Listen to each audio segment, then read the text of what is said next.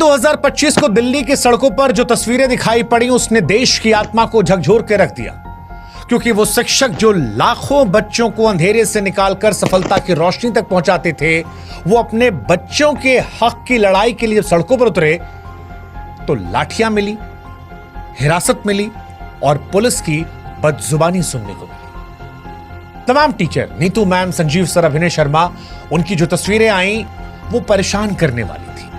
परेशान इसलिए क्योंकि गुरु अपने छात्रों के हक की बात करने आए थे। एक टीचर का टूटा हुआ हाथ दिखाई पड़ा और तब लगा कि ये उस व्यक्ति की चोट नहीं है, उस व्यवस्था की गूंगी बर्बरता का प्रतीक है जो इंसाफ देने से डरती है। सवाल उठा कि क्या यही वो भारत की कल्पना है जो हमने की है, जहां गुरु को सजा मिलती है क्योंकि वो अपने बच्चों के लिए आवाज उठा रहा है? सच कहें तो ये जख्म सिर्फ शरीर पर नहीं है, हर उस मेहनतकश युवा की उम्मीद पर लगे घाव हैं जो दिन रात मेहनत करके नौकरी की आस लगाए बैठा है।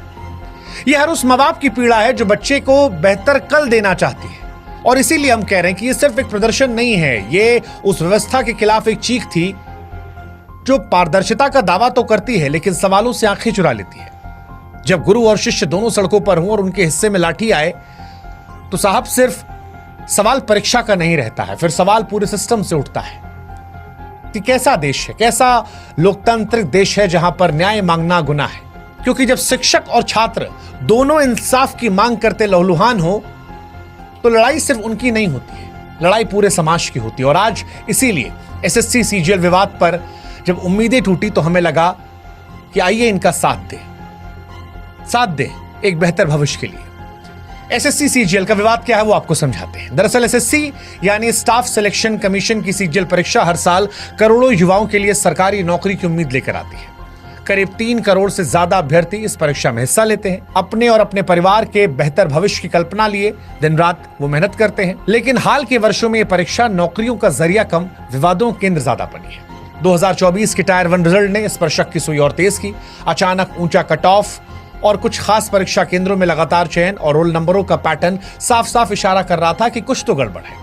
छात्रों ने सिद्धांतली माना और फिर आवाज उठाना शुरू कर दिया। 2025 में हालात और बिगड़े। एसएससी की सिलेक्शन पोस्ट फेज 13 परीक्षा के दौरान बार-बार परीक्षा का रद्द होना, तकनीकी खामियां और कई केंद्रों पर छात्रों के साथ बदसलूकी ने आंदोलन को भड़का दिया। हजारों अभ्यर्थियों और शिक्षक दिल्ली चलो आंदोलन के तहत दिल्ली के जंतर मंतर और कई और इलाकों पर प्रदर्शन करने पहुंचे, न्याय की मांग कर रहे थे। लेकिन इस न्याय की मांग के बीच में इन्हें लाठियां, गिरफ्तारी और इनके गुरुओं की पिटाई को देखना पड़ा। जो शिक्षक अपने छात्रों को देश के निर्माण की राह दिखा रहे थे आज लहूलुहान थे। जो शिक्षक जो किसी समाज की नींव होते हैं अपने ही छात्रों के लिए सड़क पर जब उतरने को मजबूर हो गए तो यह समझ में हमें भी आ रहा था कि सिर्फ परीक्षा नहीं, लोकतंत्र की आत्मा घायल हो रही है।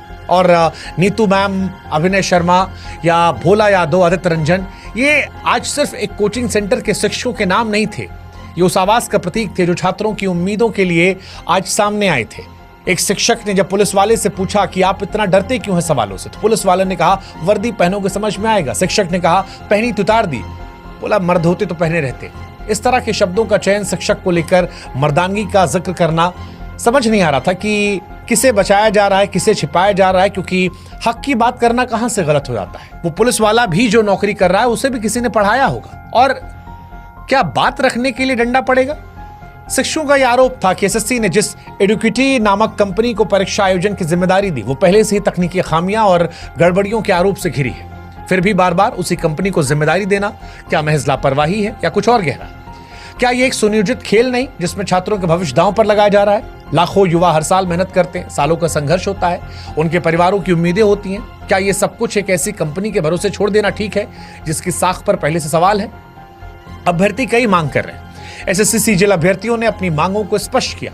ये मांगे न केवल उनके हक की लड़ाई थी बल्कि एक पारदर्शी और निष्पक्ष व्यवस्था की स्थापना की तरफ इशारा कर रही थी। पहली मांग थी एडुकेटी पर प्रतिबंध। इस कंपनी की तकनीकी अक्षमता और संदिग्ध भूमि के चलते छात्र कह रहे हैं कि इसे परीक्षा आयोजन से हटाया जाए। दूसरा, परीक्षा और परिणाम की तारीखें तय हो। यूपीएससी की तरह वो भी कह रहे हैं कि एसएससी भी एक निश्चित कैलेंडर जारी करे जिसमें परीक्षा और परिणाम की तारीखें शामिल हो। तीसरा, पारदर्शी नॉर्मलाइजेशन प्रक्रिया, नॉर्मलाइजेशन की प्रक्रिया में पारदर्शिता हो ताकि अभ्यर्थी को शक न रहे। चौथा, परीक्षा का उत्तर उचित हो, प्रश्न पत्र में गलतियां ना हो और एक ही सवाल अलग अलग पालियों में ना पूछा जाए। पांचवा, नियुक्ति में तेजी, भर्ती प्रक्रिया पूरी होने के बाद नियुक्ति तुरंत हो, ना कि पुरानी भर्तियों के कारण रुकी रहे। छठा, वेटिंग लिस्ट। चयनित अभ्यर्थियों के बाद वेटिंग लिस्ट जारी की जाए। सातवीं, परीक्षा केंद्रों की सुगमता, केंद्र दूर दराज या पहुंच से बाहर ना हो, यातायात और बुनियादी सुविधाएं उपलब्ध हो। इसके अलावा प्रशिक्षित स्टाफ की मांग थी निष्पक्षता के साथ कि केंद्रों पर जो प्रशिक्षित कर्मचारी हों, इसके अलावा अभ्यर्थियों के साथ दुर्व्यवहार न किया जाए और तकनीकी खामियों का अंत हो। सर्वर धीमा, सिस्टम हैंग होने जैसी समस्याएं जो हैं वो खत्म कर दी जाए। अब ये कोई असंभव मांगे नहीं है या कोई ऐसी नाजायज मांगे नहीं है। ये एक ऐसी व्यवस्था की मांग है जो निष्पक्ष, पारदर्शी और अभ्यर्थियों के प्रति जवाबदेह हो। हर कुछ सालों में जब एसएससी का नाम बार बार विवादों में आता है, धांधली के जरिए, पेपर लीक के जरिए अभ्यर्थियों का भरोसा टूटता है, तो फिर ये मांगे नाजायज नहीं लगती हैं। 2017-18 में जब लाखों युवाओं ने पेपर लीक के खिलाफ सड़कों पर आवाज उठाई थी, तब कहा गया था कि सीबीआई जांच होगी, सुधार होंगे, लेकिन हुआ कुछ नहीं। वही ढाक के 3 पार। ना कोई जवाबदेही तय हुई, ना व्यवस्था बदली। और अब जब 2024 में फिर वही कहानी सामने आई तो छात्रों को झटका लगा और इसी वजह से ये छात्र जो हैं ये खुलकर निकल कर सामने आए। लाखों अभ्यर्थी समझ ही नहीं पाए पिछली बार कि चयन से चूक कैसे गए या किसी और की सेटिंग कैसे उन्हें आगे निकाल गई।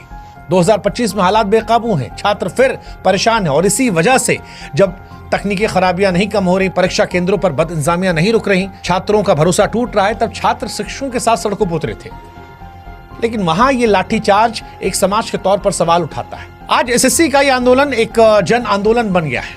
अब सवाल उठ रहा है कि क्या इसे सुना जाएगा, समझा जाएगा, या जो आज तस्वीर दिखाई गई वही रवैया आगे रहेगा। हालांकि ये पहला मौका नहीं है। बीते कुछ सालों में, चाहे वो रेलवे रिफॉर्म की बात की जाए, शिक्षक भर्ती की बात की जाए, तमाम ऐसे संगठन हैं जो अपनी मांगों को लेकर सड़कों पर उतरते हैं और जब भी वो उतरते हैं तो उनकी मांगों को ऐसा लगता है कि अनसुना कर दिया जाता है।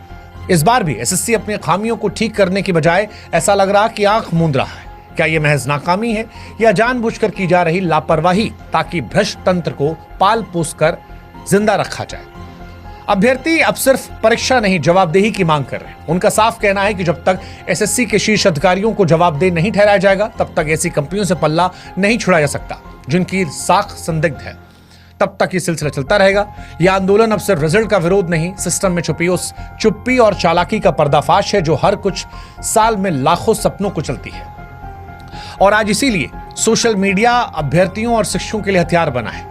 तमाम जो छात्र हैं वो अलग अलग हैशटैग के जरिए लाखों ट्वीट कर रहे हैं, एक्सपर्ट टॉप ट्रेंड कर रहे हैं। अभ्यर्थी अपनी अपनी कहानियों को साझा कर रहे हैं, कैसे उन्हें सालों की मेहनत की और कैसे आर्थिक तंगी में परीक्षा दी, कैसे एक भ्रष्ट व्यवस्था ने उनके सपनों को चल दिया। लेकिन सवाल यही है कि क्या सोशल मीडिया की आवाज सिस्टम में कानों तक पहुंचेगी या सिर्फ डिजिटल शोर रह जाएगी? जब अभ्यर्थी सड़कों पर उतरते हैं तो लाठीचार्ज होता है, जब शिक्षक भूलते हैं तो हिरासत में ले आता है। और यही सवाल होता है कि क्या लोकतंत्र में हक मांगना गुनाह है? लाठीचार्ज और हिरासत के बावजूद अभ्यर्थी शिक्षक हार नहीं मान रहे। वो नारे लगा रहे कि जब जब युवा बोला सिंहासन डोला। ये नारा उनकी हिम्मत को दर्शाता है। वो जानते हैं कि लड़ाई सिर्फ उनकी नहीं बल्कि करोड़ों युवाओं की है जो सरकारी नौकरी के सपने देख रहे हैं। शिक्षक नीतू मैम कहती हैं कि सबको इन लोगों ने मार के भगाया, लेकिन ये हिंसा अभ्यर्थियों का हौसला नहीं तोड़ पाई। वो फिर एकत्रित हो रहे हैं, अपनी मांगों को दोहरा रहे हैं और व्यवस्था से जवाब मांग रहे हैं। यह आंदोलन अब सिर्फ एसएससी तक सीमित नहीं, रेलवे, बीपीएससी और अन्य भर्ती परीक्षाओं में व्याप्त भ्रष्टाचार के खिलाफ एक बड़ा जन आंदोलन बन गया है। एसएससी सीजीएल को लेकर उठे विरोध प्रदर्शन सिर्फ एक परीक्षा या परिणाम का मामला नहीं, ये भारत की भर्ती व्यवस्था में फैले उस गहरे रोग का लक्षण है जो लाखों युवाओं के सपनों को चल रहा, शिक्षकों की आवाज को खामोश कर रहा और भ्रष्टाचार को खुलेआम फलने फूलने दे रहा। जिस सिस्टम में पारदर्शी की जगह संदेह हो और सवाल पूछने पर लाठियां मिले, यकीन मानिए वो देश विश्व गुरु तो नहीं बन सकता जहां पर छात्र और शिक्षक एक साथ लाठियां खा रहे हैं। उम्मीद है सरकार, सिस्टम इस पर ध्यान देंगे। सरकार के पास दो रास्ते हैं, या तो छात्रों की आवाज सुने, शिक्षकों की बात माने, उनकी मांगों गंभीरता से लेकर उन संदिग्ध कंपनियों पर कार्रवाई करे, कार्यप्रणाली को बेहतर करे, पारदर्शिता और जवाबदेही सामने लाए, या फिर चुप रहकर इस पूरे भरोसे को रसातल में जाने दे जिसकी बुनियाद पर यह देश खड़ा है। आज युवा और शिक्षक सड़कों पर हैं क्योंकि सिस्टम ने उन्हें हर ओर से निराश किया है। उनके पास न्याय मांगने के सिवा कोई रास्ता नहीं बचा। लेकिन यह साफ है, लाठियां उनकी आवाज को दबा नहीं सकती, डर उन्हें चुप नहीं करा सकता। यह आंदोलन ऐसा लगता है तब तक नहीं रुकेगा जब तक बदलाव नहीं आता। सरकार से हमारी भी गुजारिश है, इतिहास भी यही कहता है कि भारत के युवाओं ने जब भी अन्याय के खिलाफ आवाज उठाई तब सिंहासन हिल गया, पूरी व्यवस्था हिल गई। बेहतर है कि भारत के करोड़ों छात्रों की अलग अलग विषयों को लेकर चिंता जो है उसे अनसुना ना किया जाए।